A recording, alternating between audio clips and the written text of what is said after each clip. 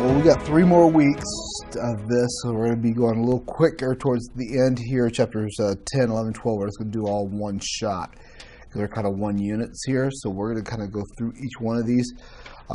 Now, be it that we're going to be done a little bit earlier than the other classes. You guys get to attend whatever class you want to go sit on. I would recommend the discipleship one. I don't know how far that one goes.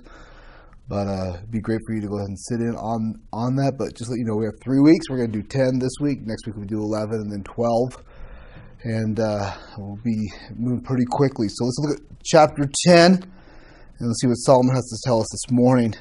It says in verse 1, dead flies make the perfume's ointment give off stench. So a little folly outweighs wisdom and honor.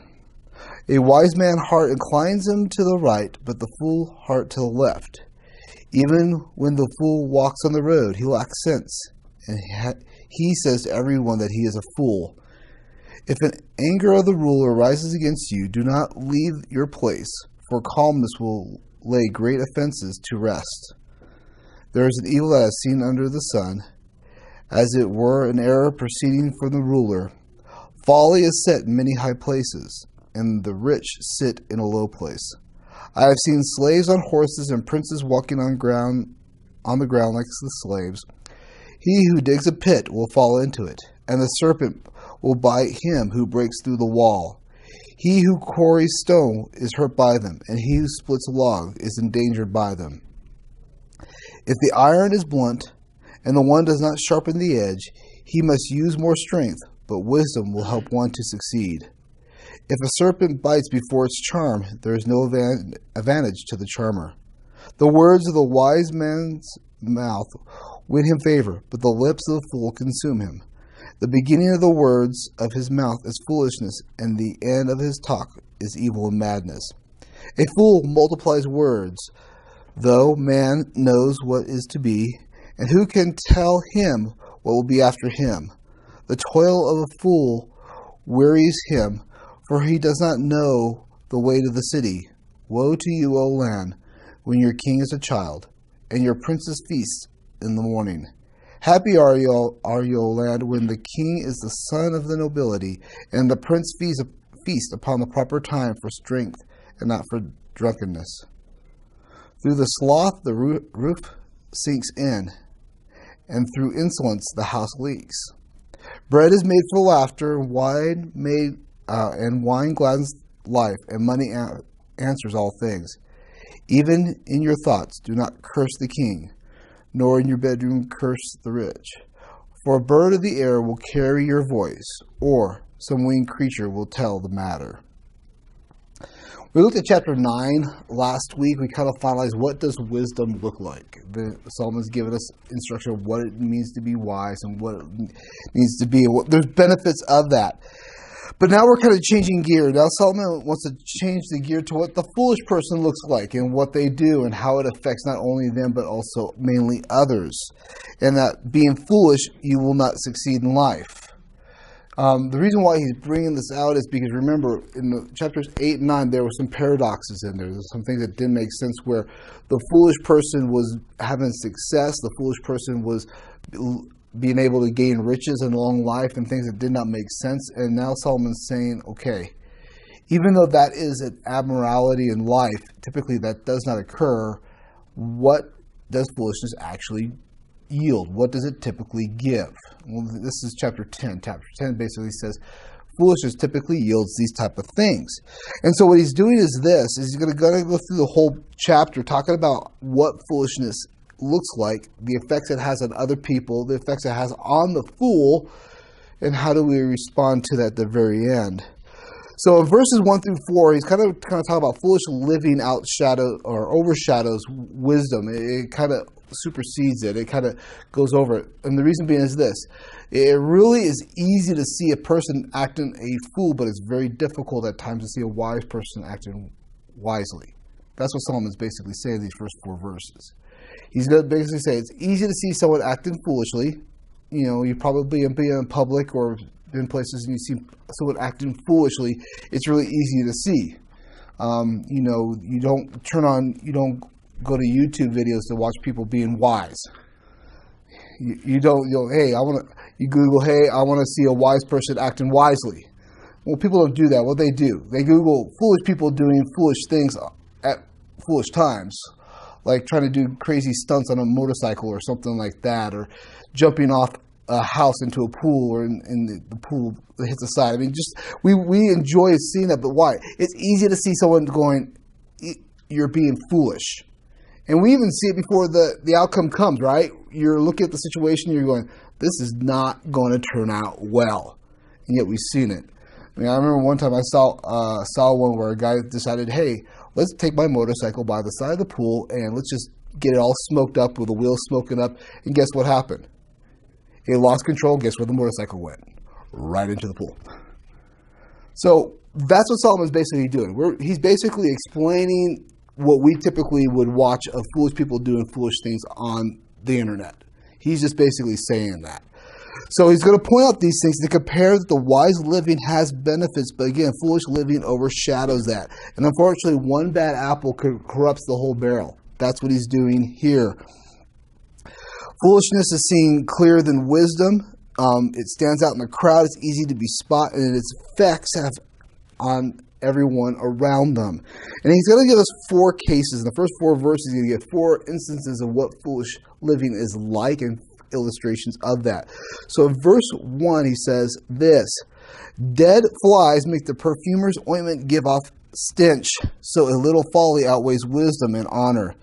Solomon is describing something that's very common of the day, something that would occur back then. Back then, you would have oil, and back then, oil would be something that was necessary in life. It provided moisture. They didn't have lotion back then, so what they would use is they would use oil on their skin in that dry, arid land to soothe themselves, to make them feel good.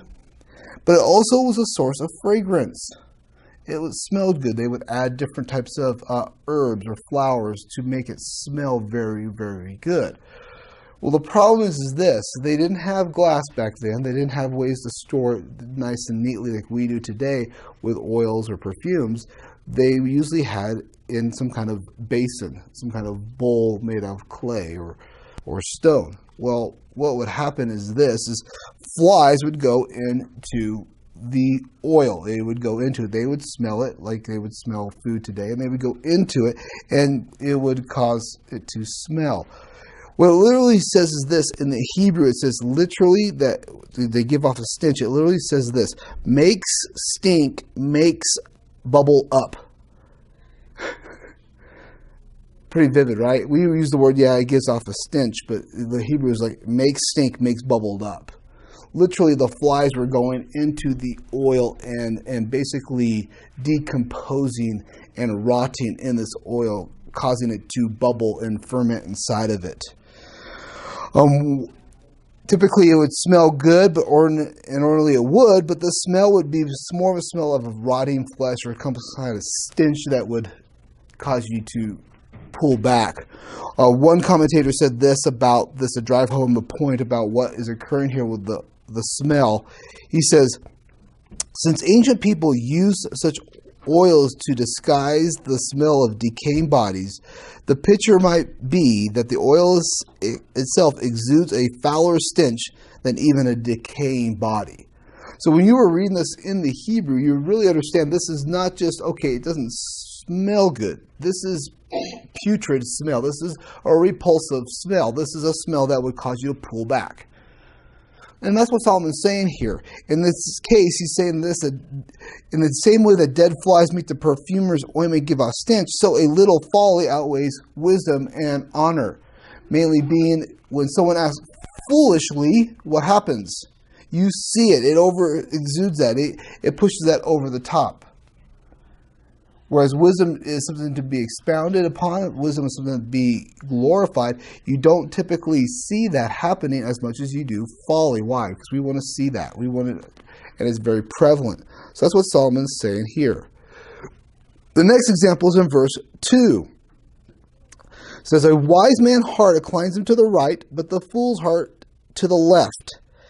The right and left are metaphors, not of directions, but really between right and wrong. You'll see this in the book of Proverbs, where it'll say that someone, would be on the right path, meaning the right side, versus the left, turn to the left. It usually refers to sin or calamity. This concept produces the word that we would use of sinister. That would be what the left is. It would be like a sinister individual. And the fool's way is constantly always into evil, always find a way into trouble. That's what Solomon's saying here. He always finds some way into sin. His heart is inclined to sin and find his way into difficulties and learning the hard way in life. You've probably seen or know people that typically that's the way they learn. They don't learn from wisdom. They learn by difficulties in life, going through life the hard way. Well, this person's always inclined to do the foolish thing. They're always bent that direction. Very similar to like when you go to the shopping cart and you grab that shopping cart, it always kind of just wants to steer one direction. I think there's a conspiracy at Walmart. If you notice in Walmart that when you first walk in, the shopping carts, and there's always a very uneven surface till you actually get out to where it's smooth. So you don't know if your shopping cart is actually good or not until you're about halfway down. My wife always jokes with me about that because I always typically grab that one. She can hear me wherever I am in the store because of the rattling of it or the movement. But you've had that shopping cart that moves. Well, the Net Bible translates it this way. It says, the wise person's good sense protects him, but a fool lacks sense of every level makes him vulnerable. And that's what he is. He constantly does that. He just constantly, just like a fly going into the light and kill himself. So does a fool continually go into his folly. Continually does that. He has a mind of his own eye. No matter how hard they try, they can't make it go straight. And the foolish person does that with evil, and they constantly find themselves in sin because of that. And verse 3 is another example. It says this, even when the fool walks on the road, he lacks sense. And he says to everyone, he is a fool. Literally what it says in the Hebrew, it says he is lacking, his mind is lacking, or is lacking his mind. He's crazy. It doesn't make sense. And because he doesn't make sense, he's loud. Everyone knows he's boisterous. And it's really not him going down the road. It says that he says to everyone that he's a fool. It's not literally saying that he's going up and down the road saying, I'm a fool, just spouting it out and saying that. That's not what he's saying. What the writer should say is this, that when he walks on the road, he lacks sense. And because of that, because of his actions, everyone says he's a fool. They can see that he's saying a fool by his actions and not necessarily by his words.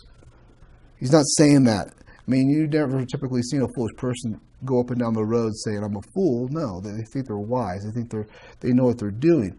But this person with his actions is expounding that and saying that he is foolish because of his actions. In Proverbs 12:23, it says, a prudent man conceals knowledge, but the heart of the fool proclaims folly. Talking about them proclaiming folly all the time. In Proverbs 13:16, it says, in everything the prudent acts with knowledge, but the fool flaunts his folly. I mean, we've seen this. They speak loudly. They speak arrogantly. They behave that way. They ignore others. They ignore others' needs, and at times are rebellious against spiritual things. When you read the book of Proverbs, it really talks about who a fool is, what the fool does. And the fool says in their heart, there is no God. They reject God. They act foolishly. And this is what this person's doing. They're behaving in such a way that it's prevalent to everyone around him that he is a fool, but most likely he doesn't even know. And then verse 4, there's a final example here. It says this in verse 4, if the anger of the ruler rises against you, do not leave your place, for calmness will lay great offenses to rest. A wise person knows that if the ruler is angry at them, how to respond to an angry person. They're patient. They wait for calmness to come over the ruler. They don't invoke the wrath of the ruler.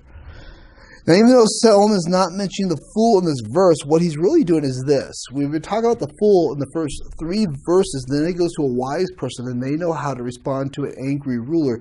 But in the back of our minds, we know how the foolish person would act towards the ruler. Whereas the wise person is calm and collected, patient, waiting for the king to calm down before he addresses the king and responds to the king. We're thinking the fool would not do such things. It's kind of implied in the text here.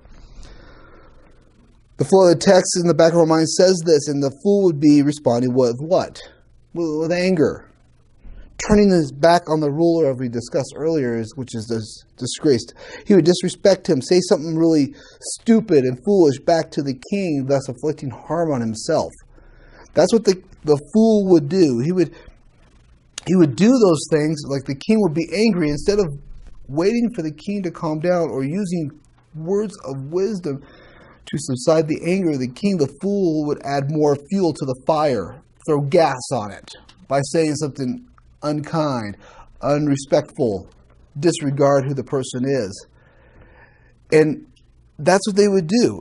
And the point that Solomon is making with these first 4 verses is that foolish living causes harm to people around them, not only themselves. And the problem is that foolish living overshadows wisdom. It's easy to see foolish living. It's easy to point out why. Because it's prevalent, it's loud, it's boisterous. It's easy to see. But wise living is not. You just don't see that. And small, foolish decisions can cause more problems. And thus you need to make sure that A, you're not acting the fool, and B, that you're avoiding them. Why? Foolish people's actions cause damage to people around them. It really does. Foolish decisions are easily affected the people around them. Their sin is not just isolated to themselves. I mean, you've probably seen this before, where you're just by sin of you're guilty by association, where someone's sin, just because you're associated with that person, affects you in such a way that it harms you. You see this typically in young boys, where one person does a foolish decision, and it's usually junior high age. Junior high boys are it's just, God needs a lot of grace on junior high boys. It's just an odd age where you just look at them and go, what were you thinking? I worked at a junior high camp for a summer. Man, some of the things they would do, I just go, the elevator did not go to the top floor here in this situation. They're trying to be smart, but they're not. And it's just a weird age, and I'm so glad that God allows them to hopefully get past those ages and be a little more mature. But anyway, going back to that, you just see that they would run in like herds and packs, and then one person would do something foolish, and it will affect the whole group. But the problem is the rest of the pack didn't really care as much. This is what Solomon's talking about. There's these people that are foolish, and their results, their effects upon you need to be recognized. Why? That's why you're not supposed to associate with a fool or a foolish person. You need to avoid them. Why? Because wisdom is overshadowed by it. And then he goes into verse 5 through 7. It talks about foolish leaders cause difficulty. So he kind of takes it like this. He's going, foolish people will cause difficulty. Now foolish leaders, he's narrowing it down to them. Verses 5 through 7. There is an evil that I have seen under the sun, as it were an error proceeding from the ruler. Folly is set in many high places, and the rich sit in the low place. I have seen slaves on horses and princes walking on the ground like slaves. Solomon refers to something that's really not good, that should not be in effect, something that's improper, it's disruptive, that the wise are not acknowledge who they were, the foolish are in a place of leadership. They rule a specific area, an arena, a sphere. Foolish people are sitting here on thrones while the wise are humble in low places. And Solomon's saying this is backwards. It should not be. It's not the case. Solomon says that we live in a topsy-turvy world, and that a slave on a horseback and a prince walking like a slave should not be, but unfortunately it is. In Proverbs 19:10, it says, "It is not fitting for the fool to live in luxury, much less for a slave to rule over princes. Why? They don't know what's proper. They don't know what to do, what is right.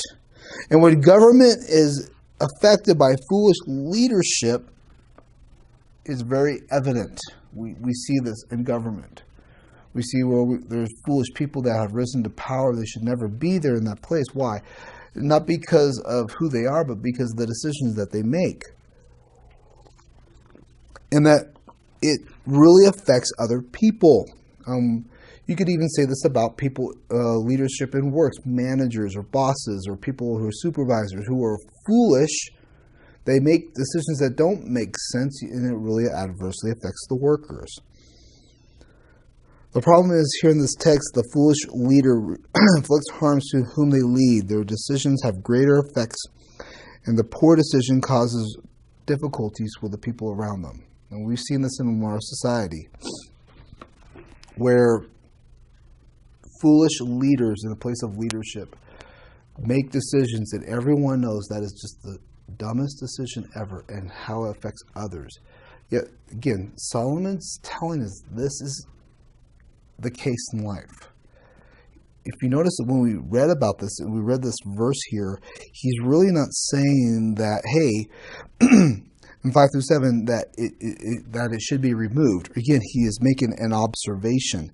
He says, there's an evil that I've seen under the sun. He's saying, I've seen this, and it doesn't make sense. But yet, this is a reality that we live in. We live in a reality where there are going to be people who rise up to levels of leadership who are foolish, and yet that's the reality of life. Again, we're not in the garden. We're out of the garden. We're not in heaven. We're not in the millennial kingdom. This is the area that we live in life right now and the difficulties that we have. So knowing that, those are some of the things we kind of have to accept in life. Remember, Solomon did talk about this and how we need to respect him. We're going to talk about it at the end. But if you notice, he's just saying this is what the world is like.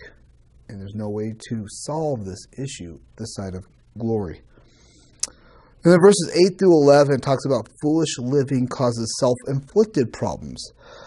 It says this, he who digs a pit will fall into it, and a serpent will bite him who breaks through the wall. He who quarries stone is hurt by them, and he who splits logs is endangered by them. If the iron is blunt and the one does not sharpen the edge, he must use more strength, but wisdom helps one to succeed. If the serpent bites before it is charmed, there is no advantage to the charmer. Now, as we look at the first 7 verses, we really looked at results of what others would feel due to the effect of foolish living. And we talked about people living foolishly and how that affects others. But now verses 8 through 11, Solomon shifts gear. He's really looking at a different way. He's looking at a self-inflicted wounds here now. So not only does foolish living hurt other people around you, but it hurts yourself as well.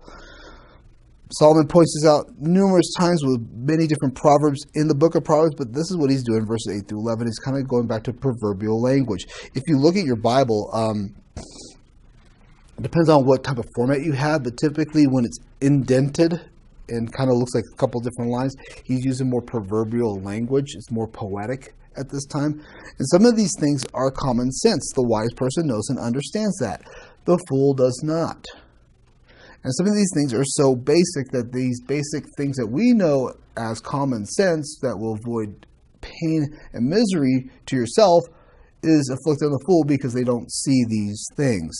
First one's pretty self-evident. It says this in verse 8. He says, he who digs a pit will fall into it. Well, yeah, if you dig a pit and you're not careful, you'll what? You'll fall into it. But he's kind of using hyperbole here. Solomon's using hyperbole like, okay, this is very basic stuff. But the point is this basic things that we know and understand, the fool does not apply. In Proverbs 26 verse 27 says, whoever digs a pit will fall into it, and a stone will come back on him who starts rolling it. Meaning the same thing. I mean, he said the same thing. You dig a pit, you might fall into it. If you roll a stone up a hill and you're not supporting that stone, guess where the stone's going to come? Right back down the hill on you. These are self-evident. Back then, it was common sense if you dug a pit that you would put boards over it or put a stone over it to cover the hole. What they would do back then is typically they would dig a pit primarily for holding water. And it's interesting how they would do this. They would do it not just like you and I would think. There was two ways they would do it. One was they would just, here's the ground, and they would dig a well that we would typically see, like just straight down. That was very common. You could go to Israel today and find wells that were potentially dug back at the time of Abraham, and they were very common. They went straight down. But what some of the other holes they would dig are a little bit different back then too. They would dig a hole on the side of a hill, and what they would do is they would dig the hole, but they would dig it like this. And kind of be those are what you would refer to as a cistern. You probably heard about these things in the Bible. These are what they call. So this is a well. Typically the well would go down and it'll find a level of water that they could draw water out. Very common to what we would think. But cisterns, they would do this. So they put on the side of the hill, and when the rains came, they would come down and go into here, and they would build it this way. Why? To fill up the water, to have water during the dry season so they could draw upon it, because they didn't have a natural spring in that area or a well where they could dig down to the water table.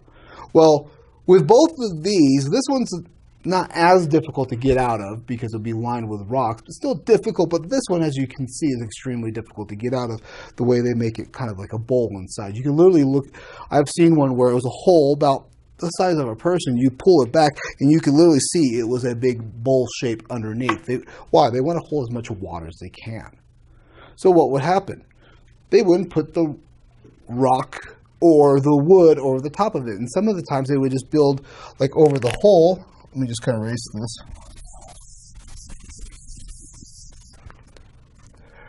They would get a hole, they would put, this would be the hole, they would put a rock on it and then have this rock have a little kind of place here where the water would flow into it so that, so that they didn't always have to remove it when it rained. So basically everything would funnel into this little hole. You couldn't fall into it. It was about the size of, your foot. Yeah, your foot could fall in, but you wouldn't die.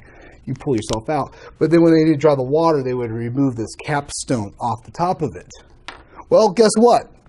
The fool would dig the pit and not put the capstone or some wood over the top of it to protect you from falling in. And guess what? If you fell into a cistern, there's only one way out. Someone dropping your rope. You can't climb those walls. You can't go in there, because what they do with those walls is they would mix it with ash and limestone to make this hard crust on the inside, really black and charred. They would mix that together, which would make it non-porous. It would hold the water in. So the fool would do that. They would fall in there and would not be able to get themselves out. And then at the end of verse 8, it'll talk about a serpent will bite you who breaks through a wall. Back in the ancient Near East, vipers and asps were very common. And when they built a wall, the wall was typically built with loose stones. So guess where the asps and the vipers would go? They would find the cracks and crevices in the rocks and go into there and hide. Why? Because the heat of the day would warm those rocks up and it would keep them warm overnight. They weren't solid. They weren't, what we would do is get, nice square blocks and, build a wall and have no cracks or crevice. It was just basically, as you can imagine, just loose stones. Well, when you had to remove the wall and rebuild it, a wise person would be wise and know how to do it so that they would be able to probe and be able to examine the loose stones to make sure there's no vipers or asps in them. A foolish person would not. They would just go over and start grabbing the rocks and pulling out. Well, guess what happens if you did that and there was an asp in there, or a viper? It would bite you. And it wasn't back like today, if you were bit by a snake, that you had some potentiality to get to a hospital to rescue yourself. That was lethal. That was deadly. You were bit by one of those creatures, you most certainly died. But the fool would not do that. They would just go in there, grab the rocks, and throw it out. Again, self-inflicted wounds. Verse 9 talks about this. He who quarries stone is to be hurt by them. Most things built back then were made out of stone, not wood. Wood was very rare. They used wood to line the inside of a home if you were very wealthy, but back then most people used stone. They would take stones, they would build their house out of stone and brick, and then they would line it with some kind of limestone mixture to kind of make a plaster. over the walls. Well, if you were working with those primitive tools back then, guess what? Chips of rock would fly up. If you weren't cautious enough, you would have stuff hit you or hurt you. It could break your bone if you weren't careful with the big pieces of stone, or even kill you. And certain precautions and safety measures were taken. But not the fool. The fool would just go in there with his hammer and chisel and begin chipping away, and guess what happened? He would hurt himself from the debris. And then the end of verse 9 all the way through verse 10 says this, "And he who splits a log is endangered by them. If the iron is blunt and the one does not sharpen the edge, he must use more strength, but wisdom helps one to succeed." I don't know about you, if you ever had a chance to split wood, but if you ever were able to split wood and had a blunt axe, it is painful. It is very difficult to split wood with a very blunt axe. You have to keep that blade sharp. You have to have a good axe to do that.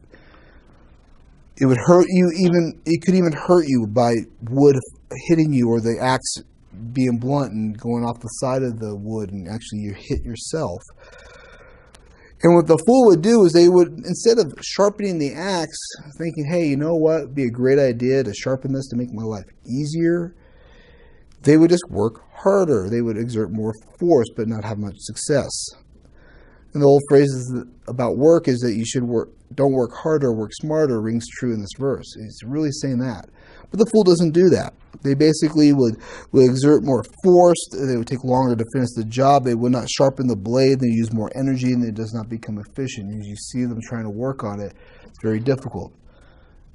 Having a good, sharp axe to split wood is a very pleasurable experience. I have a very nice axe at home to split wood with. And when you take one good swing, you hit it right down the middle, it splits it in half in one stroke. You don't need to exude much force. But I had an axe when I was younger, which was very old, and it was very blunt, and guess what? You had to do a lot of swinging. And it was very painful to your body. Verse 11 says this, if the serpent bites before his charm, there is no advantage to the charmer. Back then, as you probably have seen videos of today, there are serpent charmers. People know how to handle serpents in such a way that they would not bite you. They would not strike you. They would use time and skill, and they would want to handle it so that the serpent would not bite them. But the foolish person would look at that and say, hey, that's easy. Anyone could do that. Guess what they would do? They would try to go over and handle the serpent, and the serpent would bite them. So what Solomon's saying here is that wisdom has advantages. It gives you success in life. Foolish living does not, especially in self-inflicted wounds. A commentator said this, he says, use your head. Think about what you are doing. Proceed with proper caution and attention to potentially harmful consequences. That's what he's saying here, is a wise person thinks about the outcome. A foolish person goes headlong into it and does not know what the consequences will be and has serious results. The point of the text is this: don't be foolish. Don't associate with foolish people. And then what Solomon does now, he kind of narrows it even further down here. He talks about these individuals, and he's really going to talk about foolish leadership even more so. Leaders have great responsibility, great effect. Back in verses 5 through 7, just talks about the effect of foolish leaders and how it shouldn't be, but yet it is. Now verses 12 through 15 talks about the results and what happens with foolish leadership and what effects it has. Verse 12, this says, the word of a wise man's mouth win him favor, but the fool of a lips consume him. The beginning of the words of his mouth is foolishness, and the end of his talk is evil madness. A fool multiplies words, and though no man knows what is to be, and who can tell him what will be after him? The toil of the fool wearies him, for he does not know the way to the city. Solomon opens up this section by saying the words of a wise man are gracious. They help people, they help others. A wise person can help the ones he leads. Proverbs 22 verse 11 says this, he who loves purity of heart, whose speech is gracious, will have the king as his friend. And of God and his words, that Christ in his words says in Luke 4:22, when he was young, they said this, all spoke well of him and marveled at his gracious words that were coming out of his mouth. And they said, is this not Joseph's son? You see, a wise person has gracious words. They're winsome in spirit. They're affectionate appeal. They have an enjoyable tone, but the foolish person does not. They're the complete opposite. It says back in the verse that we just read in Ecclesiastes, it says, but the lips of a fool will consume him. Literally, his words will swallow him up. This is the person that constantly opens their mouth, inserts their foot, and gets themselves in trouble. That's what Solomon's saying here. And when Solomon does to this point forward, he shows specifically what a foolish ruler does. This is a ruler that has some kind of control over the decisions of the society. He uses the phrase king or prince or city here in these verses, and what Solomon talks about is a foolish leader. Look at verse 13. He says, the beginning of his words of his mouth is foolishness, and at the end of his talk is evil madness. It seems like every time that he opens his mouth, foolish things come out. And he doesn't think about the effect of what he's about to say. He doesn't ponder his words. This is a person who just speaks without thinking about what they're saying. The conclusion of his speech is evil madness, and the wise person listens but thinks there's a problem with the situation. What's this person's difficulty? What's going on? Why are they doing this? Well, verse 14 kind of talks about this a little bit more. A fool multiplies words, though no man knows what is to be, and who can tell him what will be after him? He has no long-term outlook. He cannot think about his decisions. They are rash. They're indecisive. He keeps on babbling on and on. He thinks that he knows what he's talking about. He comes across that way, but no one can tell him otherwise that, listen, you are doing this. This is what the effect is going to be. This is what's going to happen. That's what it means at the end. And who can tell him what will be after him? Meaning, somebody comes up to him and says, hey, you're saying this, you're doing this, and this is the outcome. But to the fool, he's not going to listen to that. He's going to ignore that. He's going to disrespect it. That's why they're saying that. He does not know what's after him because why? He won't listen to wisdom. He won't listen to wise instruction. He thinks that he knows exactly what's going to happen. It's like the person that you see that's about to do something really unwise. You keep on telling them, don't do that. Don't do that. This is what's going to happen. And they disregard your warnings. Kaiser in his commentary says this about this. The fool's unbelief and failure to consider that there is a future. They don't think about cause and effect. They don't think about what's going to happen next. They don't plan ahead. They're rash.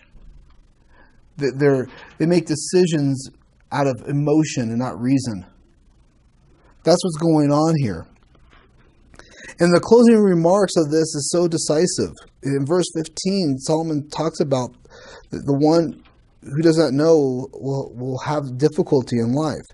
Verse 15 says, the toil of the fool wearies him, for he does not know the way to the city. This person is so foolish and so lacking foresight that he can't even tell. Again, this is referring to a ruler specifically in this context. They don't even know how to give directions in the city. They're the ones that are, they have no foresight saying, hey, let's go downtown Denver and we'll be down there in 20 minutes from here. Yet it's 5 p.m. on a Friday afternoon, knowing that rush hour traffic is going to be there and it's going to take them an hour and a half to get 20 miles. You're thinking, hey, 20 miles will get there in 30 minutes, but it's rush hour. That's what he's saying here. He's not able to decide how even to go through the city and makes the simplest decisions, which should be so basic.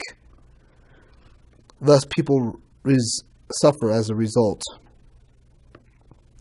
And then in verses 16 through 19 kind of even goes even further, digs in even deeper. As you can see, it's kind of a broad at the beginning of this chapter, going broad. This is what foolish decision is, what it looks like, and it kind of is just narrowing down to rulers, now the effect upon nations. Verses 16 through 19 talk about nations are ruined by foolish leadership. It says this in verse 16, woe to you, O land. When you see that phrase in the Old Testament, woe to you, O land, that's like, oh my goodness, this is just misery. This is pitiful. This is not just, oh, okay, I think this might be bad. No, this is like, we have pity upon you because of what's happening. It goes, woe to you, O land, when your a king is a child, and your princes feast in the morning. Happy are you, O land, when your king is the son of a nobility, and the princes feast at the proper time for strength and not for drunkenness. Though sloth of the roof sinks in, and through insolence the house leaks, bread is made for laughter, and wine gladdens life, and money answers everything. Here Solomon looks at two different kings, and one has the king of security, the other one of disaster. Verse 16 talks about the one of disaster. He talks about this as, woe to you, O land, when your king is a child and your princes feast in the morning. Solomon's talking about a king who is a child, and this child is characterized by foolishness. There's folly in this, because they don't understand what's going on. They need to be taught. They need to be taught how to live wisely. Proverbs 22 verse 15 says, folly is bound up in the heart of a child. Right? Why? You've seen children, they do foolish things. Why? They're childish. They do these things. You might be thinking, well, how is that possible? How is it possible that a young person could be a king or queen? Well, very simply, a king or a queen could have died early in their life, and their only heir to the throne was a young child. This was very common during this time, where both parents died off either by natural causes or unnatural, meaning that someone killed them. And the child would be the heir of the throne. They would be king at a very young age, and they would be the king of Israel. We see actually two in the line of Christ, two kings in the southern kingdom. Manasseh was a king at age 12, and Josiah the king of age 8. So it's very plausible for this to happen. The problem with the young rulers is that they would make mistakes. They would be young and inexperienced, and as a result, the nation would suffer. And to make matters worse, in some cases, they would not listen to wise counsel. We'll talk about that here in a few moments. But verse 17 contrasts that. It says, happy are you, O land, when your king is the son of nobility, your princes feast at the proper time for strength and not for drunkenness. Now, as you go back to verse 16, they're talking about these people that are having feasts at the improper time. They're having feasts in the morning. Basically, they're getting up to party. Let's do this. Let's party. Verse 17 talks about, there is a time and a place for having feasts, having festivities, but it's at the proper time. They know when it's supposed to be. It's usually, as we've seen through the book of Ecclesiastes, a result of hard work and a result of success. But not the foolish young king. The foolish young king was doing it, hey, let's get up in the morning, let's party. Let's do it. But the wise king understood that good decisions at the proper time meant people enjoy life. That they were able to succeed in life. That they were able to be, the people were happy. Why? Because the king was a son of nobility, meaning that he grew up and he understood what needs to be done. And what happens is the fool does not know what time it is, and we see that that results in pity for the land. Good leadership with personal independence, maturity, wisdom, self-control led to success, but the foolish leader did not. And in verses 18 and 19 gives us some examples of what foolish leadership. Verse 18 is a proverb. It says, through sloth the roof sinks in, and through insolence the house leaks. Basically saying this, through laziness, partying all the time, but not working, is the nation's going to be in disrepair. It's going to be falling apart. And Solomon uses a very common example of the day. He uses a roof. of a house. Some of you guys are thinking, okay, what does that mean? I mean, we have roofs on our house. I understand after a hailstorm or every so often we have to have them replaced. What's the difference between theirs and ours? Well, ours is pretty simple. You go around, you see it. It's really more or less designed like an A shape, right? And we have, our roofs are like this. They're A shaped, and the water runs off, and it will leak if there's a hole in it or something like that. But back then they didn't have roofs like this. In fact, they would have a flat roof. In fact, if you look at a house back then, you would see an opening here, and guess what you would see on the side? You would see stairs going up to the top of the roof. And guess what? People would actually go and use the roof back then as a place of living. You probably heard the proverb, it's better to live on the roof of a house than with a contentious wife. So in all our images, we're thinking, how can he live on a A-frame roof? Because that's what our mind. Well, how's that? How does he do? That's impossible. Especially in the Denver area, because the slope is a lot steeper for the snow. It's not like if you go places where they don't have snow, the pitch is not as steep. Well, guess what? They used to go up there. Commonly, during the house would get very hot during the summer heat. And what would happen is they would go up there because it would cool off, and they would be able to lay down their bedding and sleep on top of the roof during the summer months to keep cool, because the night cool breezes would come in. It wouldn't go into the house. If you ever lived in a place where there was no air conditioning and had no way of air to move inside, because they really didn't have windows to let the air flow through. It wasn't like hey, let's open up all the windows and let the nice cool breeze go through the house. They didn't have that back then. It was very tight and constrained. Well, what would happen is this: those roofs were made out of mud. They would take wood and they put wood down, and they put mud on top of it. And what you would have to do was to make sure that there was some curvature to it, but also that there was an aspect of no dips in it. It's where water would pool up when the rain did come. So you would actually have to go on top of the roof and maintain the roof year-round. And archaeologists have actually found, on top of diggings of these places where people left it, actually a kind of a device that looks like a stone that you would roll on top of it to level it out when it gets wet, so that it wouldn't pit. Well, guess what? If you were lazy and did not maintain your roof, guess what would happen? The roof would begin to get those low points. Water would settle into those low points when it did rain, thus compromising the integrity of the roof, thus leaking into the house. That's what Solomon's saying here. He says a foolish leader doesn't understand that hard work will prevent disaster. If they're being lazy, it won't happen. That's what's going on. The roof would cave in, and so would the nation due to disrepair. And then in verse 19, there's this very interesting verse. It says this. It says, bread is made for laughter, wine gladdens life, and money answers everything. Now, to take this verse out of context would totally undo everything we've taught in this book, right? I mean, I can see this, hey, someone took this out. Hey, bread's made for laughter, wine, and gladness of life, and money answers everything, right? Well, no, we read that Solomon didn't say that. So Solomon's not saying that, if you eat your bread, drink your wine, and you have a lot of money, it'll solve life's problems, because he tried to do that, right? We saw that back in his experiment, back in chapter 2.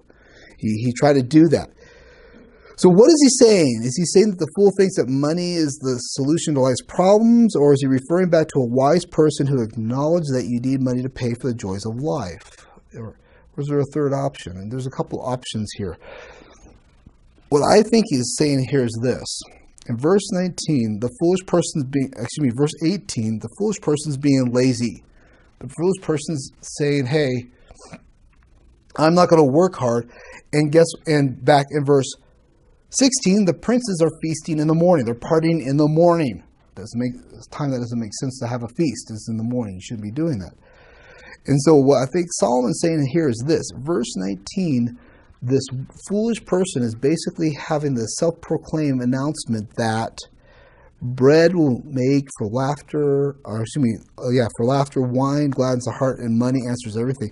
Basically saying this: I know hard work results in everything, but who cares about hard work? We're just going to have a party and ignore all the realities of life. That's what verse 19 is really saying.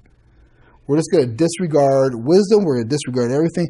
Throw a party. It's going to solve the problems of the world. Think about it. You know, as Rome was burning down, what was Nero doing? Kind of fiddling and having a little party, right? Yeah, I mean, just kind of, who cares? Who cares? That's what's going on. It's sad to see this thing being written by Solomon at the end of his life, because we know what happens next, right? We see the results. We see the results of his son actually becoming a foolish king, a king that doesn't know what he's supposed to do. And 1 Kings 12, verse 10 through 11, talks about this actually happening. It says, and the young men who had grown up with him, meaning Rehoboam, said to him, thus you shall speak to the people who said to your father made our yoke heavy, but lightened to us. Thus you shall say to them, my little finger is thicker than my father's thigh. And now, whereas my father laid on you a heavy yoke, I will add to your yoke. My father disciplined you with whips, but I will discipline you with scorpions. Again, Rehoboam listening to his friends who were foolish and did not listen to the wise counsel of the wise men that said basically to Rehoboam, listen, your father built a great kingdom for you. And the people had to work really hard to get to this point.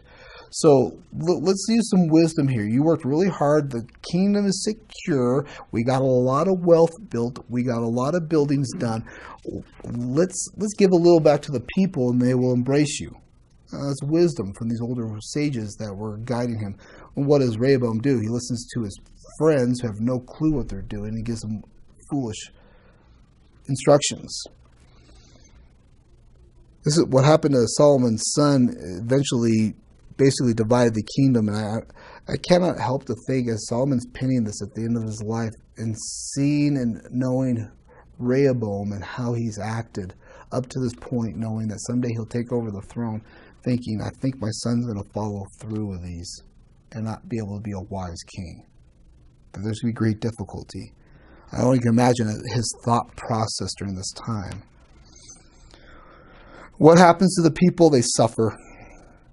They suffer. The nation is destroyed. And so Solomon's been giving us all this foolish examples. He's talking about foolish living and how it results and affects others. How really when you are foolish, there's self-inflicted pains to yourself. And towards the end of this chapter, he's talking about how leaders and rulers will affect us. And they're foolish. So our thought process is this: what do we do with these foolish people? What do we do? Well, in verse 20, Solomon gives us insight. He tells us that honor is still need to be given towards foolish leadership. It says this: even in your thoughts, do not curse the king. Why? Because we were just reading this like, well, if that king's this way, why not curse him? It says, nor in your bedroom curse the rich, for a bird of the air will carry your voice, or some winged creature will tell you the matter. Our tendency is to look at our government and think that they're a bunch of fools, and this might be the truth. But Solomon's telling us not to act on such thoughts. We should not do that. Our tendency is to think that they are foolish. They have no brain. What are they thinking?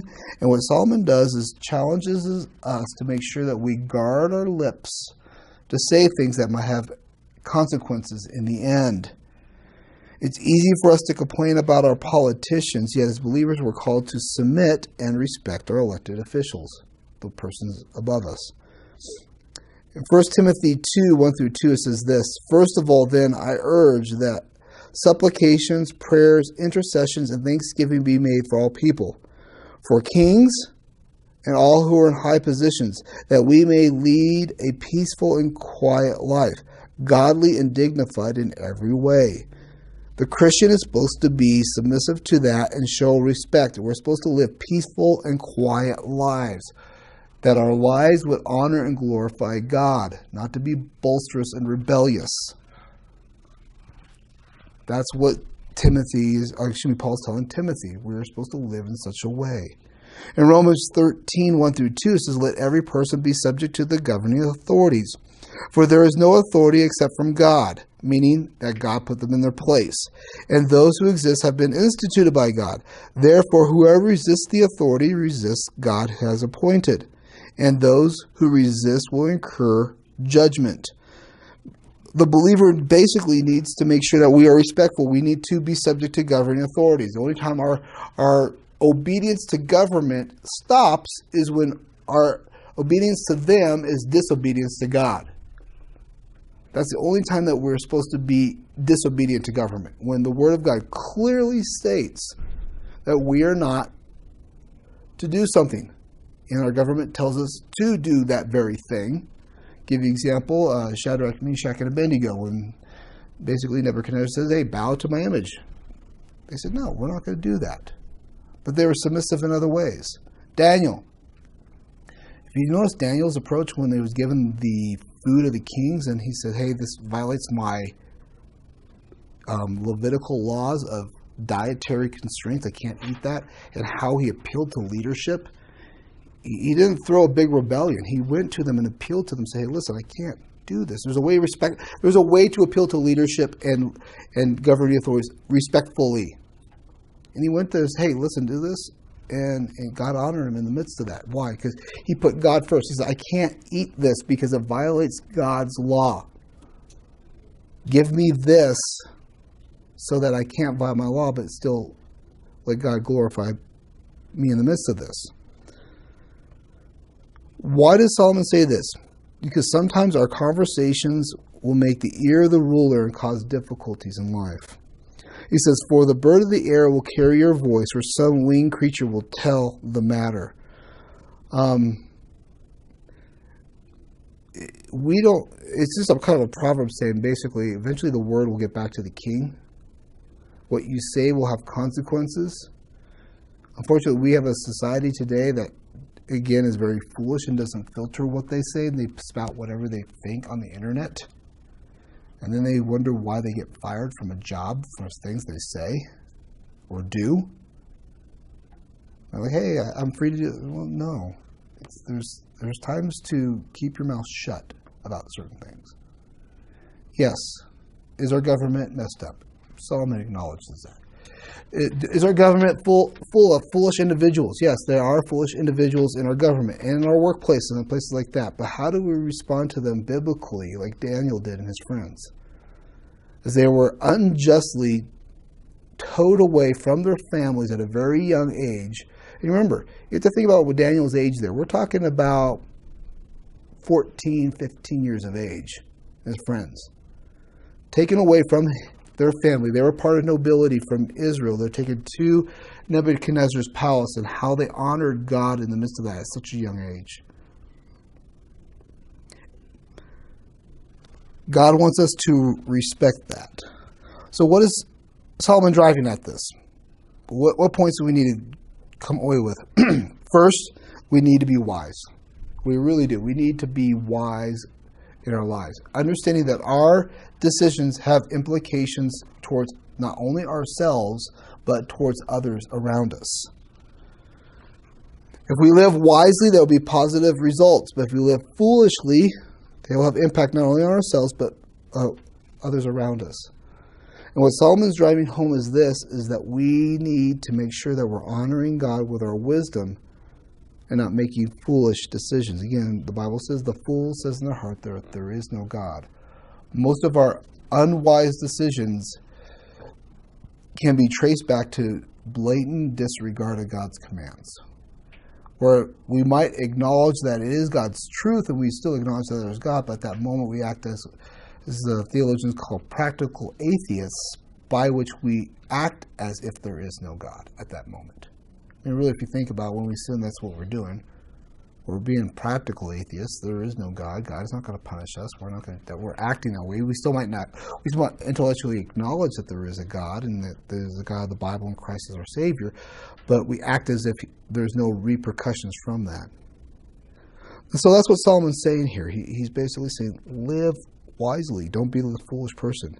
And then what he does here in the next two verses, he really kind of finalizes chapter 12, kind of finalizes the effect of this is what you need to do while you're alive. And then verse 12 talks about just being opportunistic in the midst of youth.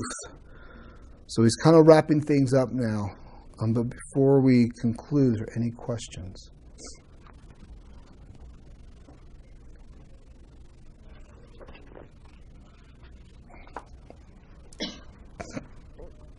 All right. Well, next week we'll get to chapter 11, talking about us, basically, because of the condition of this world. How do we live in light of that? How do we make decisions?